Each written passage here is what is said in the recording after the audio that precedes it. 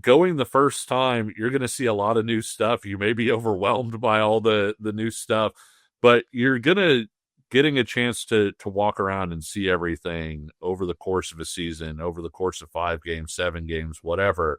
You're really going to appreciate, I think, the level of care that was put into this.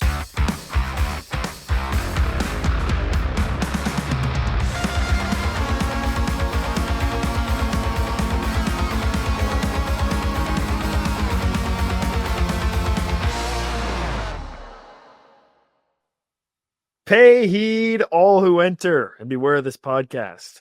That's right. This is the Pay Heed podcast on the Kansas City Sports Network. I'm Nick Springer. Of course, I'm here with Kevin Flaherty, and we're brought to you by Emprise Bank, your partner in possible.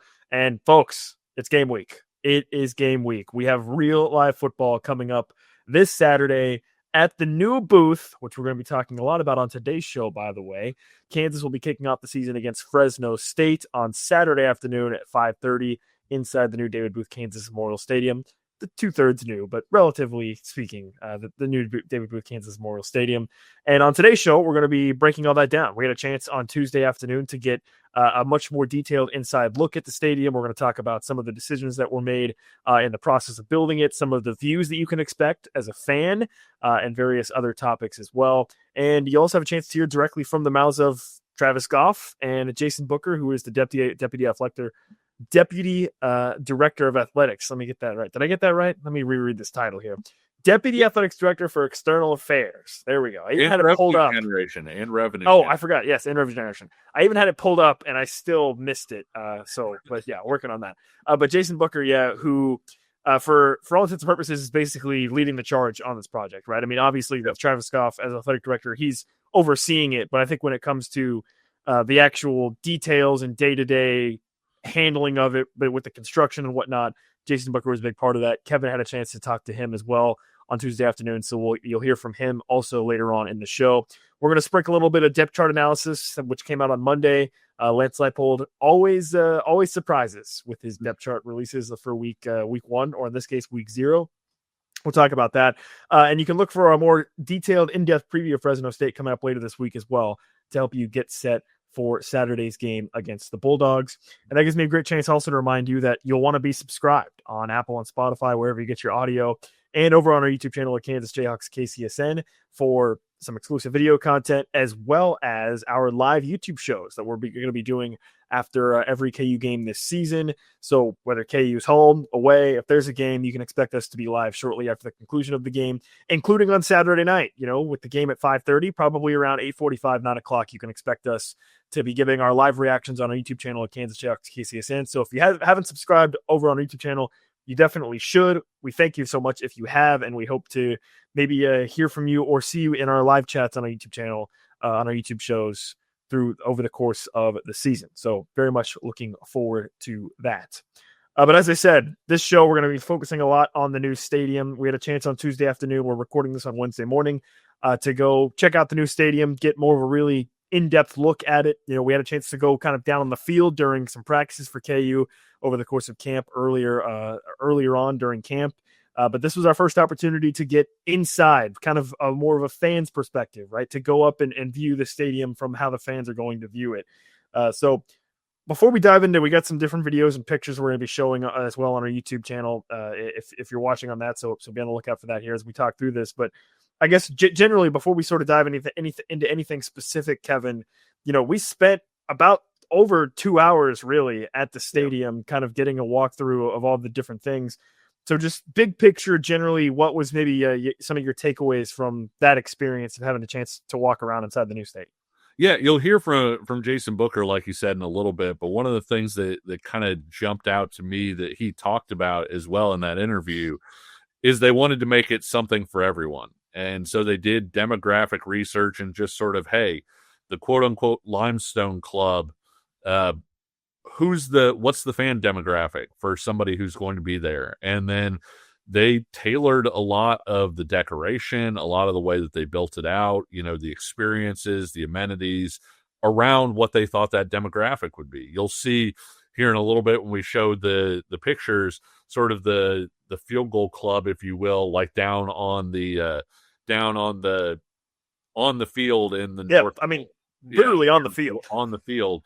And if you go through there, Nick, it looks differently, right? Like the art is more sort of graffiti-ish. It's more recent KU football players and on the walls. And part of the reason for that is they figured, hey, a younger demographic would probably be the people who would be enjoying this experience. I think in the Limestone Club, one of the walls is painted and has like a ticket stub from the 69 Orange Bowl and a look at what the stadium looked like in 68. And so I think that's one of the really cool things I thought was the way that so much of it is catered to kind of try and give something for everyone, and something that didn't get brought up in the interviews, but I heard Booker say during our tour. One of the interesting things to me, Nick, is one, even if you have seats over in the East End, which hasn't been attached yet, it still connects, one, so you can still walk around and see all the new things. You can go to the new concessions, you enjoy the bathrooms over there, whatever else. And the other part about it is they have student pricing on concessions, which I thought was awesome. The fact that, hey, if you're a student and you're watching the show, you can take your student ID, to any of the places, and your beer, your burger, whatever. Obviously, if you're getting a beer, you're going to have to show some ID for it, but whatever your pleasure, you're going to pay less for that. And so that was the thing that kind of stood out to me. And then I want to kind of pass it to you, because I think you and I talked about it as we were walking through. I really enjoyed the storytelling element of it. The fact that it was, yes, it's a new football stadium, but also kind of part museum in a little bit. In some areas, yeah. What'd you think? Yeah, that was absolutely my biggest takeaway, and I think that was really what both Travis Goff and Jason Booker and even some of the other individuals that were there kind of guiding the tour were trying to highlight, is that this is first and foremost a football stadium, certainly, sure, but it is very clear that there was a direct emphasis on also capturing and displaying the history and really telling the story of Kansas football, right? There's a lot of areas where you can see old photos of different things, right? Of the old stadium being built back in 1921, photos of Don Fambro, being hoisted up during the 1981 season, and pictures of KU playing Nebraska in the 1970s. Like, there was a very, very clear emphasis on that, of wanting to tell the story of Kansas football up until the new stadium, right? And even beyond that, you see certain areas, like we were on the highest level of the stadium, which is, up in the upper deck area. And Jason Booker spent some time talking about how, on sections of the stairs, they were drilled holes in the walls to emphasize the idea that you were up in the stars. Like at night, during night games, it'll filter through and look like you're in the stars, like to capture the to the stars mantra of Kansas, right? So it goes beyond just KU specifically and really tries to encapsulate everything about Kansas, right? Obviously, I think the most clear image of that is the lights, right, that are intended to kind of evoke sort of a wheat stock-ish feel and effect as well. So yeah, that's what really stood out to me the most, is that there was an intentional plan, I think, on the part of KU in the construction process of obviously wanting to build a state-of-the-art stadium, which I think they certainly did that. But beyond that, making it more connecting with the fans and having a chance to walk through and experience and see things that tie back into the university, right? There's an area that's dedicated to the Campanile, where you have a kind of a view of the Campanile with pictures of the Campanile being built, back in the 1940s. There's different areas that really emphasize that. And I want to show this picture to kind of hammer that point home. On the upper level, they also have things like this, which is basically an homage to the history of Kansas itself, right? So going beyond just the university, this is one of the displays they have, one of a number of displays, truthfully, they have of the history of Kansas, right? As a state, when you talk about John Brown and Bleeding Kansas. So they went above and beyond, I think, in that area in a very positive way of wanting to make the stadium more of an interactive experience, I think, for the everyday fans. And truthfully, Kevin, I think they did about as good a job as they could, really. I mean, there's a lot of really, really interesting tidbits. I love the term you used. Almost, it does at times almost feel like a museum in certain parts of the stadium. If you're wanting to walk through and read about the history of it and how it was built. And And obviously, from the perspective of the football program and athletics, right? It was, look, your stadium is over 100 years old. You need a new stadium, right? Yeah. And obviously KU took that to heart, but they also took it to heart of, yeah, sure, we're going to, tear down the old stadium, completely level it, and build from the ground floor up of this brand new state of the art stadium. But we don't want to forget about that stadium. Right? We don't want to forget about the history of why it was built. I mean, it is Memorial Stadium after all, in memoriam of World War One, right? And there is a significant amount of history there. And I think really from what we got to see, which was obviously a pretty in-depth look, I think they did a really impressive job of capturing that. And it's also something where it's not really overwhelming, right? If you're a fan who's like, look, I just want to go and watch football, you're absolutely going to be able to do that. But if you are somebody who, wants to understand or have a better conceptual idea of the history of Kansas football, the history of Kansas in its totality, truthfully, and maybe how the role that KU plays in that, you'll have a chance to experience some of that, right? And the other thing I think about with some of this stuff that I think is pretty cool, Kevin, is that there's a lot of stuff in there, right, that we walked over the course of 2 hours.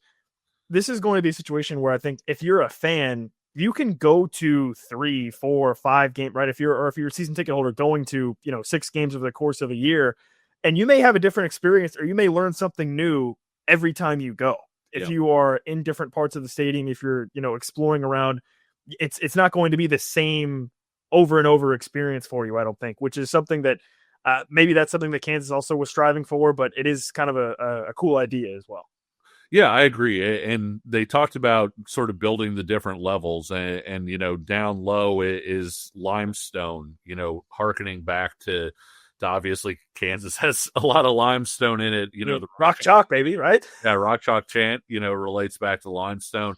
Next level up being wheat, which of course is so important to Kansas. And then your point, the ad astra to the stars and having sort of the top being that stars and everything. I thought it was cool them talking about how they're going to light up the lights blue when Kansas wins and sort of having that marker there. I covered Texas, as a lot of you guys know, and the way that they light up the tower and stuff like that, I always thought was kind of cool. And so to have that experience there, and really, I thought you made a good point in that going the first time, you're going to see a lot of new stuff. You may be overwhelmed by all the new stuff, but you're getting a chance to walk around and see everything over the course of a season, over the course of 5 games, 7 games, whatever. You're really going to appreciate, I think, the level of care that was put into this. And one of my favorite areas is the state title helmets. They're going to have the helmets basically of each of the state title winners out there. That's something you can walk by in that area. And so I really do think that it's something that's going to be cool when KU's playing. But I think the other thing that I thought was interesting, Nick, was Jason Booker was talking about, we'd like to have this place open for field trips and have kids basically. You think about, I mean, I don't know how it was for you growing up in the Wichita area.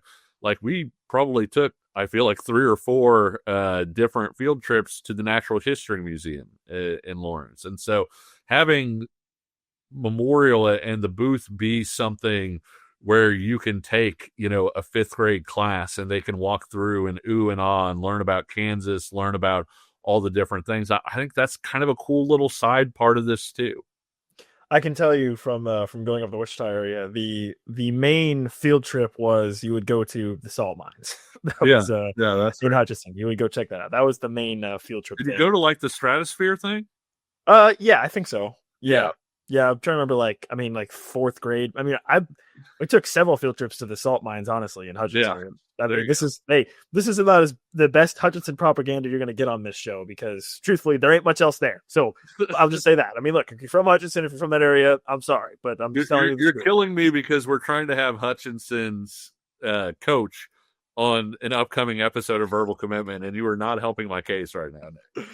Yeah, I just call it like I see it. Okay, there ain't a lot there, but they do have cool salt mines, and obviously the Cosmosphere and all that. That's pretty cool too. So, but yeah, I mean, that's a good point too. I mean, absolutely, like you said, there are certain parts of the stadium that certainly feel like a museum where, yeah, you could take, younger people and learn more about not just the University of Kansas, but Kansas in its totality. There's also kind of some interesting artworks sprinkled throughout the stadium. One I think that a lot of people have seen is kind of there's like all those hanging like beads, and if you stand at the right angle, it looks like a Jayhawk. Some different stuff. But another kind of cool piece of art that I know you wanted to talk about, and I'll show it here on screen on our YouTube channel, is this unique sort of I guess painting would be the best way to describe it, maybe of the game day. It's like part painting, part sculpture, Nick. Yeah, there's a lot of intricate details to it. So, and you spoke to the artist, I believe, Kevin. So the artist is a Jayhawk. Her name is Meg Knappenberger, and if you're looking for her stuff, it's Meg with MEGH, and then Knappenberger KN. But yeah, it's obviously in the form of the state of Kansas, but also, the game flag that Kansas carries out. And Nick, what this thing is made of, she got out in there actually with a hard hat. This has concrete from the old booth, I guess you would say, before it got demolished. Peeled paint comes from the bowl, actually, of the stadium. Some of the stuff in there, probably the red K, I would guess, is actually from the track that was in there, and it also has field turf in there, and so it looks cool seeing it, and you're looking at it and saying, oh, that's kind of a cool little thing, but learning sort of what went into it in terms of, hey, she's grabbing different parts of the stadium previously, between the concrete, the paint, the track, the field turf, and putting it into this exhibit, I think it's pretty cool, honestly. Yeah, I mean, it really is almost like a living, breathing artifact of various parts of the old KU stadium. And again, to kind of hammer home that point that I think KU was trying to get across was, not having people just forget about what the old stadium was, or maybe what it meant, just even beyond being a football stadium. So kind of a cool piece of artwork there. And they've got various other things on display. Honestly, though, as we were walking through, and this just kind of gives you the idea of the timeline, I saw some display cases that didn't have anything in them. Basically, there was, it is still active in terms of getting ready. This was Tuesday afternoon, and we're recording this on Wednesday morning. So, I'm sure it's basically round the clock 24/7 to get ready for Saturday. But yeah, they are bumping up against that. They're still definitely putting some final touches on everything that we saw. So, okay. Speaking of 24/7 really quick, I thought talented Fog.net intern Jack Ritter asked an interesting question yesterday where he basically said, you've got all this stuff on this side. Well, what'd you hold back, for the east side? And, I think the plan is to basically have it like that throughout. And so, like you said, there's still some display cases that they can put stuff in, but I think the other plan is when they finish this, the new booth will be like that throughout, where it tells a story no matter where you're at, and where you have exhibits and artwork and all of the different things that you see in this end. It's not like they're just going to throw a Band-Aid on the east side out there. They're going to carry that thing throughout. And so I'm really excited to see, like, if they have this many Easter eggs, if you will, on these ends, what's left? What else can they do? I'm interested to see it. Well, and I think if you just look at the attention to detail that was paid to this side, there's no question that there is a larger plan for the rest of the stadium, right? Yeah. I mean, obviously they spent so much time building the east side or the west side, and getting it prepared and ready and all that for the football season. And now that that's done, I'm expecting that from a construction standpoint, Jason Booker, for example, probably going to spend this football season maybe not even watching football, but planning for building the next phase, so that's probably going to be a big part of that as well. Okay, we spent a lot of time talking about the story of the stadium, some of the artifacts, history, and whatnot. What about game day experience? What about you as a fan? What are you going to see? Well, we're going to talk about that coming up next. Looking for tickets for your next event? Tickets for Less is your #1 source. Save big on every purchase when you use promo code KCSN at ticketsforless.com. I'm Brett Goodwin, one of the owners of The Learning Tree. The Learning Tree is a neighborhood toy store in Prairie Village, Kansas. This has been here in this location since 2000s, and my husband Alan and I purchased the store in 2023. Alan and I grew up in families where we've always wanted to have a business together. Alan grew up, for instance, his parents had a jewelry store. I worked in a local toy store here in Prairie Village when I was growing up. When this opportunity happened in 2023, we knew right away we wanted to contact them and pursue the store. We wouldn't have been able to get the store without the team at Emprise Bank. From the day we contacted them, they knew what we needed to do, which was very helpful. I would absolutely recommend the team at Emprise Bank to anyone looking to secure a business. We worked with Emprise from day one. They were extremely helpful. They were always great resources. We talk to them frequently. They know the area. They're very friendly. We know who we're going to talk with, and they know what we need to do. We hope we'll see you at the Learning Tree. Folks, nothing beats hanging out with the boys on a hot summer day and watching some baseball. And the simplest way that you all can get in on the action is to download the Pick 6 app from DraftKings. It is crazy simple. Just pick more or less on the stats for 2 or more of your favorite players, and boom, you're in the mix for big cash prizes. And the best part is, Pick 6 is available right here in Missouri. Don't miss out on the fun. Don't settle for a smaller payout. Switch to Pick 6, and right now, new customers can get $25 in bonus picks with their first deposit of $5. Here's what you got to do. Download the DraftKings Pick 6 app now and then use code KCSN. That's code KCSN for new customers to get $25 in bonus picks with their first deposit of $5. Better payouts, bigger wins, only with Pick 6 from DraftKings. The crown is yours. Gambling problem? Call 1-800-GAMBLER. Must be 18 plus. Age and eligibility restrictions vary by jurisdiction. Void where prohibited. New customers only. Minimum $5 deposit. Bonus picks expire 168 hours after issuance. For additional terms and responsible gaming resources, see pick6.draftkings.com/promos.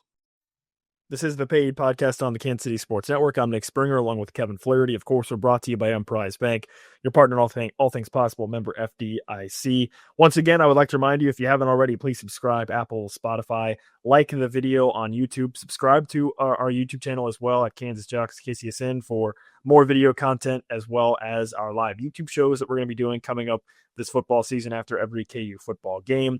Drop a comment, share your thoughts. I know Kevin already has plans to, on Saturday, go out and about and ask basically fans about their thoughts. So if you see Kevin wandering around, go talk to him, say hi, and tell him what you think about the stadium. So keep an eye out for that. And we really appreciate you. Share your comments, 5-star rating and review if you can on audio, all that good stuff as well. Thank you so much for supporting us and joining us, hopefully, for what should be an exciting football season.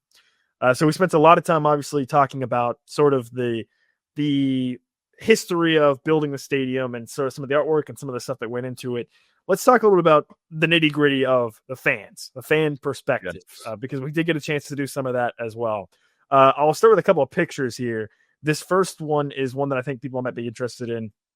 This is the view from the very top of the stadium. So Kevin did some big J journalism here. He got his workout in. He got his steps in. I was by far the oldest person who traveled up that high, by the way. I mean, you shout out again, Jack Ritter and Sam Winton over at Jayhawks Slant, but they are both college kids. It was a little bit different for me to tackle those stairs. Kevin's knees may have been hurting a little bit on the way down, but he went up there. So this is Kevin, this is from the very top row, correct? So yes, that's me actually sitting down in a seat in the very top row. I wanted to, there's no zoom there. I wanted to give the exact view you would have sitting in that seat. So yeah, that's the very top row with me sitting in the actual chair. So an interesting note on this, this was pointed out by Travis Goff, I believe, as we were going through this, is that if you recall at the previous booth, obviously the press box took up, was very high up, right, and was above, sort of sitting above the stadium. Yeah. And basically KU took that into consideration and essentially this view that you're seeing here on the screen of the very highest row of the new booth side, it's the same height actually as what the suites were in the old stadium. So it may, if it feels a little different, it actually is the same. They highlighted that part of it. So that's basically to suggest that the suite level now for KU is much lower. So those people, if you're in a suite, are going to be enjoying an experience closer to the field. But also, even if you are somebody who ends up sitting in the upper deck, you're getting a view of the game that's still really, I mean, I think as you can see, is a pretty strong overhead view of the game. So I thought that was interesting. Next picture that I have here is from the opposite end. So this is actually sitting all the way at the north end. Overview of this side. So this is part of I've got a little video here we'll display here in a second, but this kind of gives you a sense of the highest level of view that you could have sort of from this end zone area above as you're kind of looking back towards the hill with the new scoreboard and everything. Also, I think it's kind of cool to note in this picture that if you are somebody who's in this area of the stadium or sitting in this area, the scoreboard, at least from this viewpoint that I took this picture from, you can see that it doesn't really impede the hill, really. Like, you still have a pretty nice view of the hill. I know that's something that people are focused on, or maybe concerned about, something not the right term, but just, wanting to sort of preserve a little bit of that. And I think KU's aware of that. And so I think that photo kind of gives you a decent display there. Okay. To continue that, I wanted to give a little bit of here's an up close view of the wheat lights as you kind of turn back and then look over that same viewpoint that you just saw the picture from, overviewing the stadium. That's from the highest level, right? And it doesn't really feel like that. I mean, that's a pretty good view, I feel like. And that was maybe one of my takeaways, Kevin, is from our perspective, wherever we went on the new booth side of the stadium, you could see the stadium. You could see the viewpoints were pretty good. There wasn't really much issue in terms of being able to view the stadium. And I'm sure that was a priority as well. I think Travis Goff mentioned it, of no bad seats, right? No bad views. I have to shout out. I can't remember who actually tweeted this at me, but after I tweeted out the thing about no bad seats, of course, there's the famous "ain't no seats" thing, and somebody tweeted out at me, "ain't no bad seats." So that's a nice little update to a bit of KU history. Yeah, and then this gives you a little bit of a different view. This is actually from inside the press box, which sits in the corner. So this is where a lot of like the media people will be. Just a quick view from that side of the field. But then the one thing we kind of talked about a little bit in the first segment that I wanted to dive a little bit more into detail here is, you mentioned sort of the field goal club thing that they have down on the stadium. And yeah, got a chance to sort of see this a little bit when we were on the field, actually, for some of the practices. But I think this video really highlights it even more. Yes, these are seats. You can sit and watch the game from right there. And you can see basically from the video, you are less than 5 yards, essentially, the end zone. So, like, it is very possible that you can see basically like Jalen Daniels throwing a ball to Emmanuel Henderson. He catches it in the back of the end zone and is within 10 feet of you. Basically, yes. It is remarkable how close you are to the stadium. I just want to show that again. Those are all seats that Jason Booker actually told us were very popular seats for obvious reasons. I mean, look at the view you can potentially have in that end zone.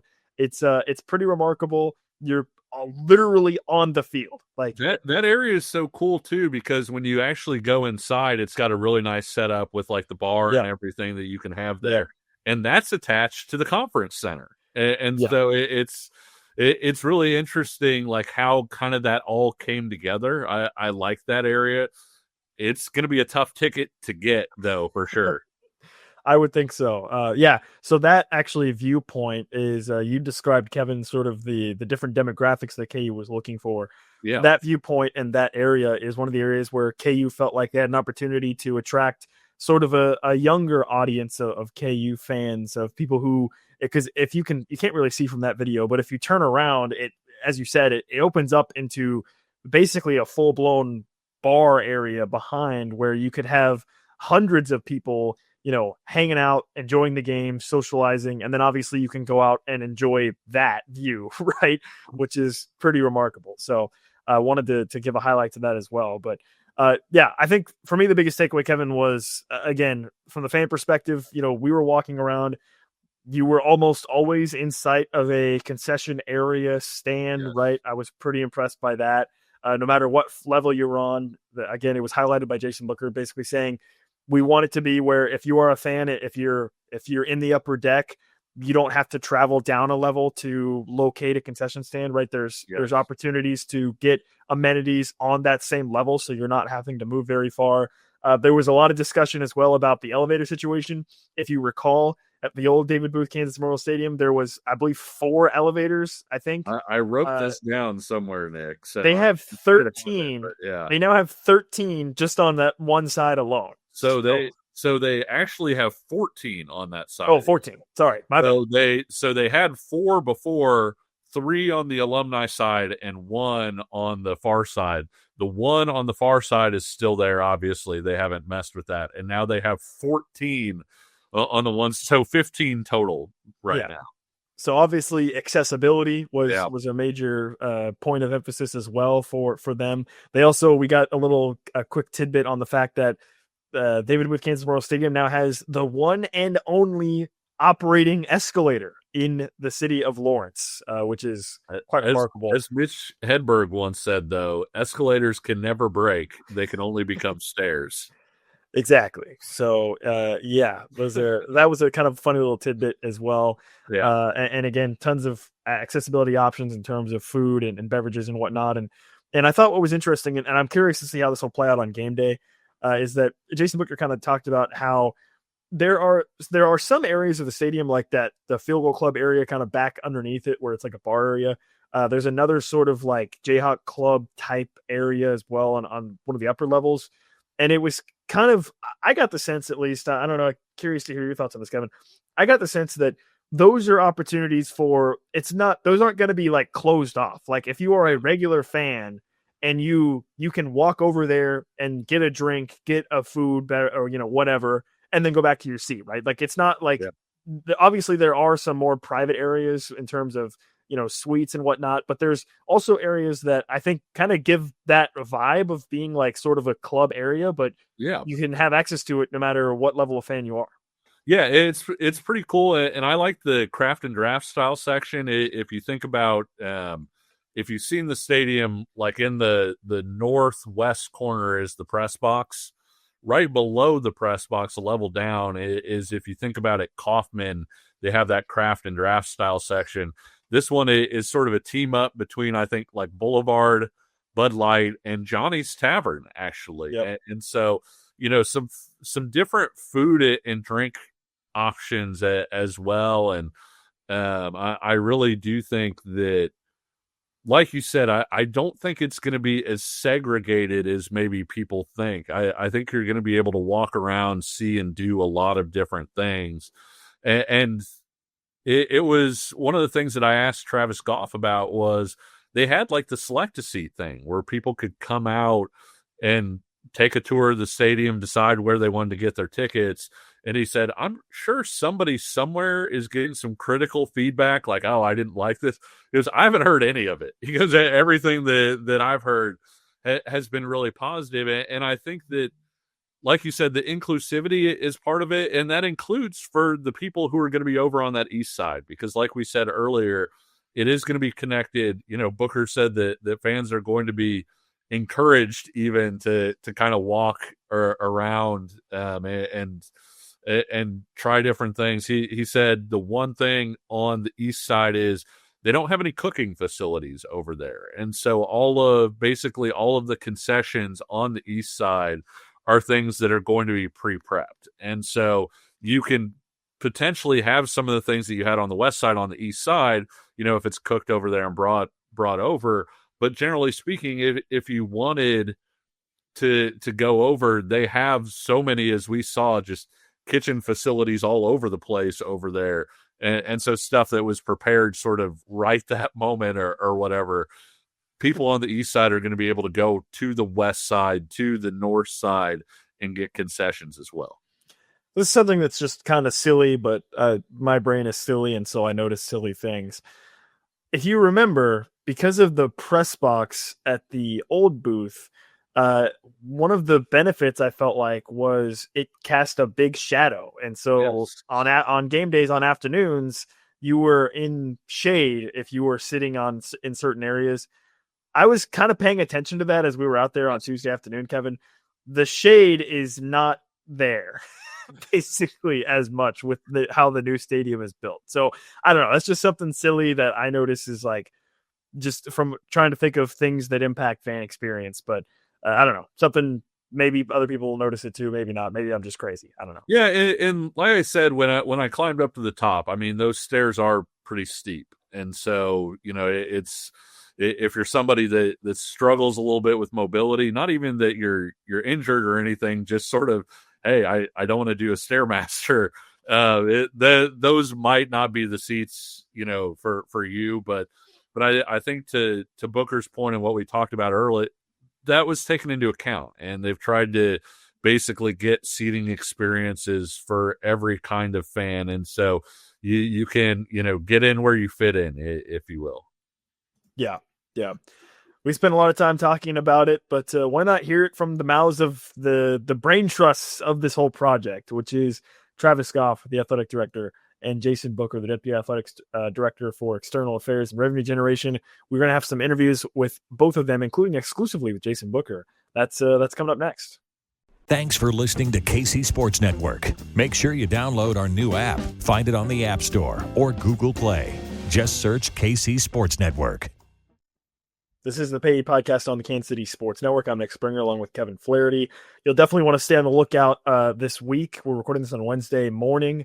On Thursday, we'll be publishing our full in-depth preview of KU and Fresno State kicking off week 0. So if you're looking for more X's and O's, that is coming. We're going to be talking about that in depth coming up tomorrow. Felt like the stadium kind of deserved its own spotlight, really, I think, with how much has been on it. So spending some time today talking about that. And obviously we're going to have a chance to hear from Goff and Booker as well. So we'll be diving much deeper into Fresno State later this week to get you ready for that game kicking off on Saturday afternoon. And again, I would like to reemphasize that Kevin and I are going to be doing a live reaction show on our YouTube channel at Kansas Jayhawks KCSN immediately following that first game against Fresno State on Saturday evening. So game starts at 5:30. So probably around 8:45, 9 o'clock after the conclusion of the game, you can expect us to be giving our live reactions on our YouTube channel. We'd love it if fans come and share their thoughts in our live chat and join us for that conversation. And we'll be doing that after every KU football game this season. So you'll have that to look forward to over on our YouTube channel. If you're an audio listener, don't worry, you'll still get the audio as well. Apple, Spotify, wherever you get your podcasts, also after the fact. So, all right, well, let's hear from the head man himself. Travis Goff met with the media after the stadium tour and kind of gave some thoughts. Here's everything that Kansas AD Travis Goff had to say. As we walked around, there's so many details. Every single door handle to ceiling to wall has a piece of history. Talk about just the intention behind everything. A real point of pride, I think, for everybody involved. Architects, Turner, HNTB, multi-studio. There's a personal story, I think, that was written with this venue in the thoughtfulness, talking about our history, talking about the things that made the University of Kansas unique and special. And I think for all of us, Chancellor all the way through, there was that deeply embedded commitment to that. And so we're proud of the big picture, and I think we're equally proud of the finer details as well. Travis, where did the storytelling component come from? You guys brainstormed 100 times, 1,000 times, whatever it was. Yeah. Do you remember whose idea, or was it a collective idea, or why was that? A lot of different entities. So, I mean, I could name individuals. I probably won't do that at the risk of missing so many great people. But truly, again, you think about multi-studio, HNTB, our campus leadership and partners, people who have an incredible grasping of where this all began, right? You got to go back to 1921 and open the original memorial. The journey that we've had, the components, again, that make KU special. We wanted to embrace that. And then I would say there are some members of our staff that gave of themselves every moment, every day that they possibly could, prioritize this thing in the way that they should, of course, to make sure that it was personal to Jayhawks. What is your favorite part? I haven't gotten an answer. Let me get back to you after this weekend. Well, I'm still waiting to experience that. A moment like this, what does this mean for the university and the football program? It's a really tangible indication of how far the program's come. I mean, I think, whether you talk about facilities or physical manifests of things, there's a correlation to where you were in the past, and I'll use this tunnel example in the past. Our team entered from Old Anderson, about 40 yards from the south end zone. They'd come out of a door. We'd have to do cattle guards to, kind of cordon them off. Then we had to deal with pedestrian traffic flow, and then we had a fake tunnel for the guys to walk out of it. I think, unfortunately, that was, a depiction of where we were for all too long. And now you think about the tunnel entrance direct from their locker room with lighting and cameras and audio and all the things that a program of this magnitude deserves. And I think that, to me, really depicts how far Kansas football has come. And here's the other thing I'd say about that unfinished east side, to me, is a reminder that we've got work to do, both obviously in the facility, but certainly as we think about this football program. We're excited about that. Multiple different viewpoints. Do you have a favorite in the stadium? I have a lot of favorites, and the one I've highlighted, and I'll highlight it again today, is I think the vantage point from due north is fantastic. I mean, even preferably almost up, right in that upper area of the north. I think you're really taking this thing in from a really cool lens. You're seeing the play develop differently. You're looking up at the video board, of course, and up to the hill in the camping area. So I think that's pretty cool. Is it still surreal when you step outside and just see how far the stadium's come? Game day is just inching away. It is, absolutely, unequivocally. I have no idea how I'm going to feel on Saturday other than some butterflies and a lot of excitement. I don't know what I'm going to do on Saturday. I'll probably just wander around and feel lost, but also take it in. And so I think up and until we play games and kind of get through the kinks and get our guys, our team, and our fans to experience, will it a little bit start to sink in for many of us. What is one thing that you would like every fan to know? Like, oh, look at this detail, or look at that. Is there one thing? Yeah, no, I mean, I think I've said this at some other point. I really think there's like this scavenger hunt notion that, I really encourage our people to come and explore. If you're sitting on, say, the lower, you should maybe take a visit up to that upper concourse and vice versa. You should walk that north. You should look at the different views up the hill. You should look at the views out to the stadium, and then certainly embrace the storytelling and the historical aspects, I think, that really shine through throughout the video. Do you have any cool moments of gratitude from the players where you saw them kind of see it, and or they maybe said something to you, something like that? I mean, over and over, to be honest. I think we felt that at KU ever since Coach Leipold and the staff got here. That we felt a sense of gratitude from the guys that have graduated, that will have played in obviously this venue certainly, and those that have been here for the previous venue to Kansas City last year and to now the new booth. They've been awesome. The Chancellor and I spoke to the team last week, and of course, Coach Leipold started off by just talking about the university-wide commitment, and that's really the story. This is a university-wide commitment, not just to football, not just to athletics, but to a level of excellence that I think you can't really otherwise bring to life, and you could feel the gratitude from every single one of our football student athletes. You guys had select a seat where fans were able to come in and sort of see where they might want to have their seats. Yeah. What sort of feedback did you get from that? Oh gosh, countless positive reaffirmations. Just job well done, exceeded expectations, can't wait for Saturday.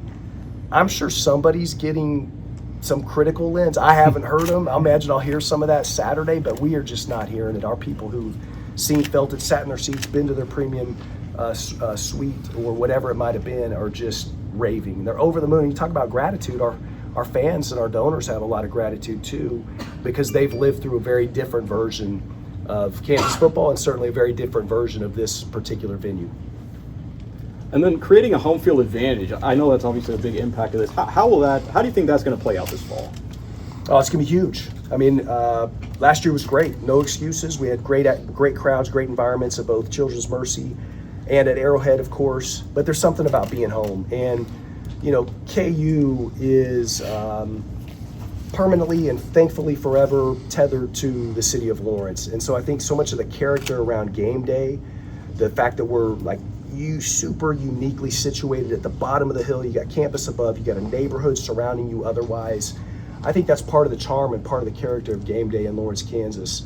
And of course, credit to, again, the architects and the folks that brought this thing together, that the steepness and the grade of the west and also the north, we're going to get a really cool preview of just how well this venue keeps sound in. And when we have a chance to finish out that east, I think we're going to have created what we think will be one of the best home field environments, home field advantages in the country. Do we have a timeline for the second phase? Working on it. We're excited. We feel we've got a ton of wind in our sails. Based on a couple announcements last week, the City of Lawrence's continued approval of the municipal incentives that are going to be a really good spark for the project, in particular the Gateway of the East.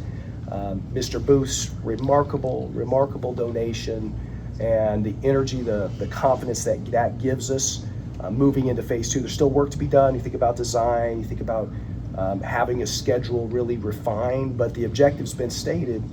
We want to demo that east side after the season, and we want to get moving on construction. Of course, when things are finished and all that is still kind of in flux at this point. And then in the era of NIL, how does opening a facility like this kind of impact recruiting and player acquisition and that stuff? Well, you can talk all you want about a vision. You can talk all you want about a commitment, right? Anytime you're recruiting a student athlete, doesn't matter what sport it is, but I think certainly in the sport of football, if you talk a game and then a prospect shows up and sees and feels something very different, that disconnect just doesn't hit the mark. And we've been able to talk about vision. We've shown renderings, we've shown videos, in fact, for the last 2+ years, I imagine. And that's certainly provided a boost, I think, in the recruiting space. But now, unequivocally, it cannot be questioned whether University of Kansas is all in on football, and this facility is an incredibly strong statement around that. That was Travis Goff speaking with the media after a stadium tour yesterday, Tuesday afternoon, as we record this on Wednesday morning. So always great to hear from Travis Goff. You can really feel the enthusiasm, I think, from emanating from him.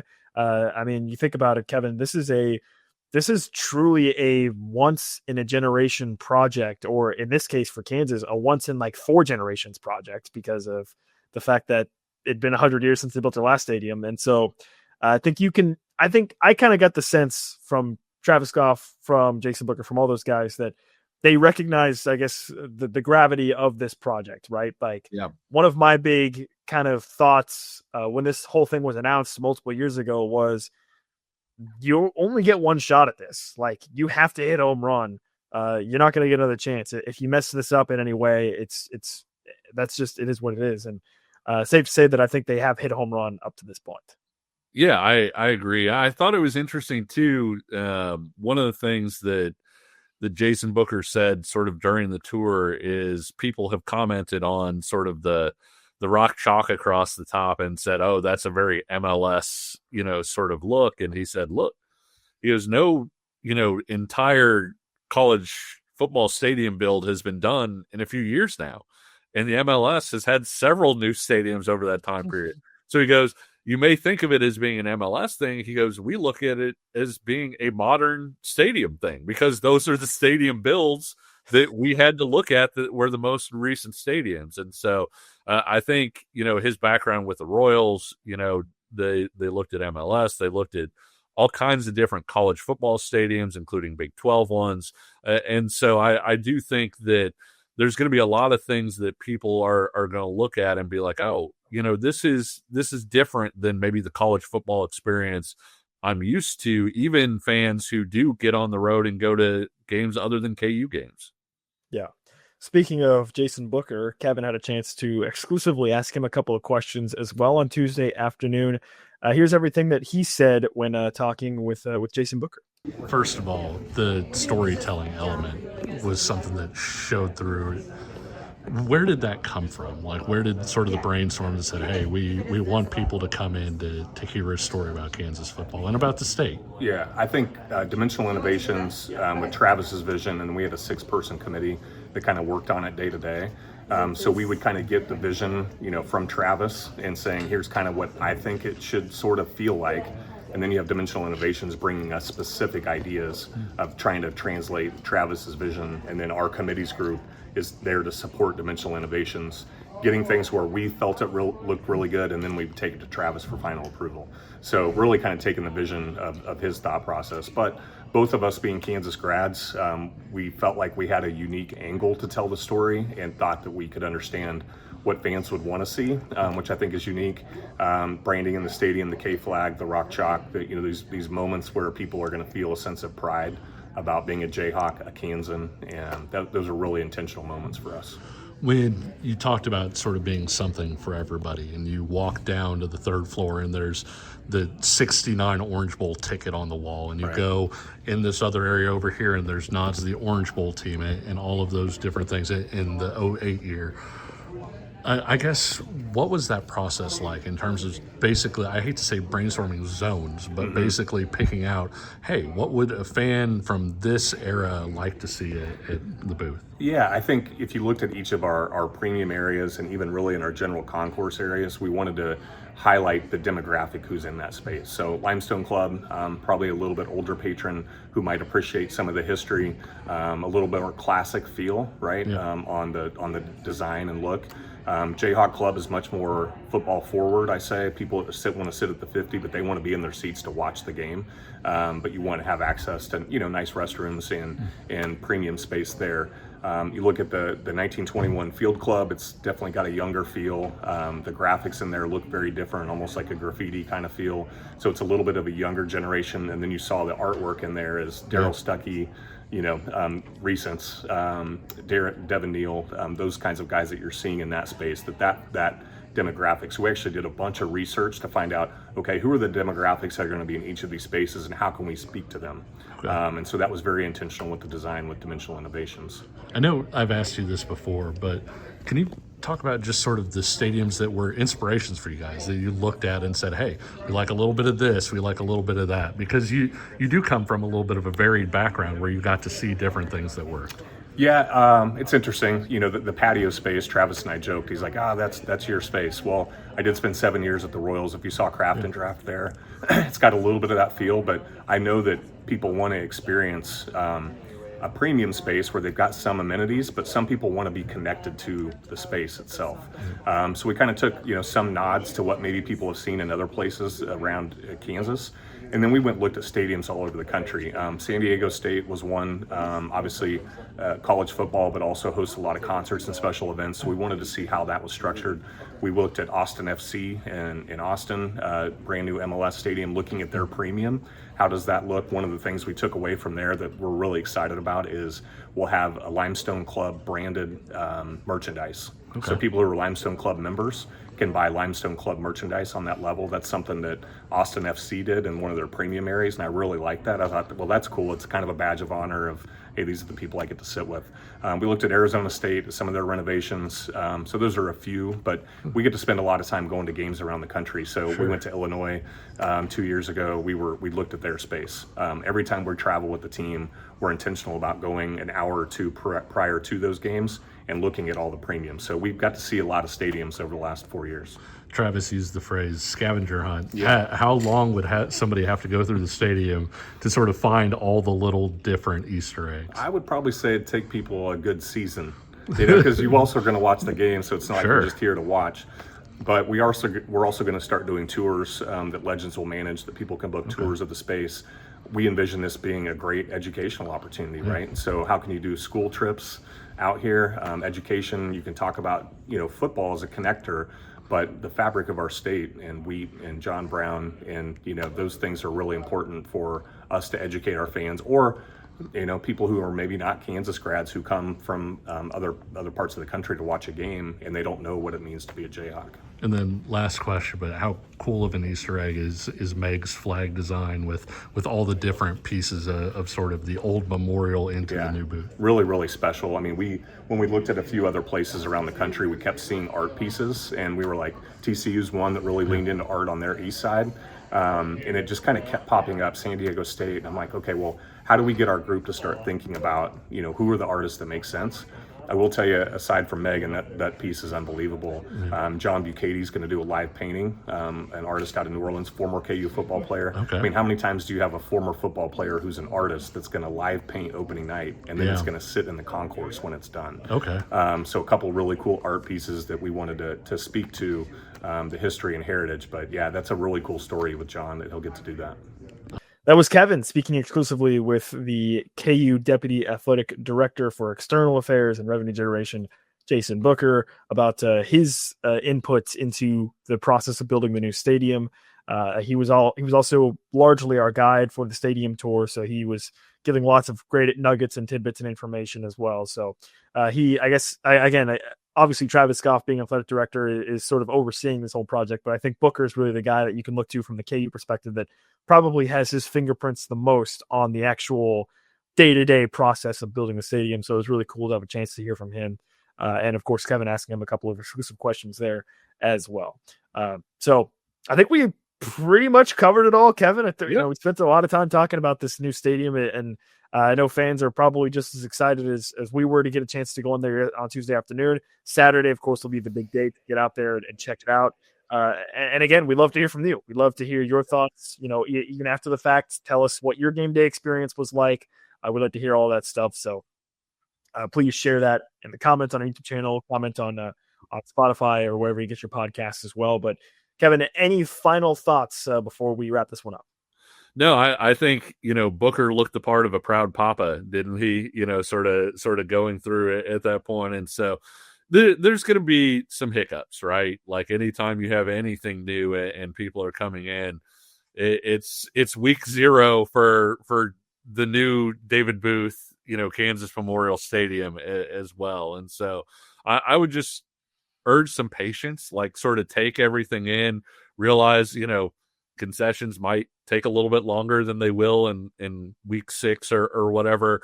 But I do think this is going to be such an upgrade in so many different areas, including, like we talked about, maybe the most important thing, and that is that it does not appear that there are any bad seats at the booth right now. And so I think that fans are really going to enjoy it. I'm interested to see what the atmosphere is like, what the sound is like. Obviously, they're going to knock down the east side and bring that up as well, which could impact that. But I do think that even with sort of the one high side and then the bowl, the way they have it, this could be a louder version of the booth than we've heard so far. And I'd like to remind you that we are going to be breaking down the X's and O's of the game itself, Kansas and Fresno State, coming up later this week to get you all set for the game on Saturday. So keep an eye on your feeds for that as well. But that's going to do it, I think, for this episode of the show, talking all things new booth. Any questions, feel free to drop them in the comments. We'll try to get those answered. We'll discuss them on future shows. So feel free to engage and join the conversation with us. We really appreciate you if you do that. So thank you so much. You can also find us on social media at PayheatKCSN on Twitter. Kevin is at KFlahertyKCSN. I'm at Nick Springer 29. So lots of ways to get in contact with the show, to share your thoughts, share your opinion, ask questions, whatever it may be. And we appreciate you if you do that. And once again, please subscribe, because we're going to be doing this all season long. We don't stop. The train doesn't stop. We are rolling. No off weeks for us. No off weeks for us. Exactly. We are going to be getting going. We have some fun ideas also, by the way, coming up, especially for the Missouri game. So you might want to keep an eye out on that as well. So for Kevin Flaherty, I'm Nick Springer. We'll talk to you all again soon. See ya.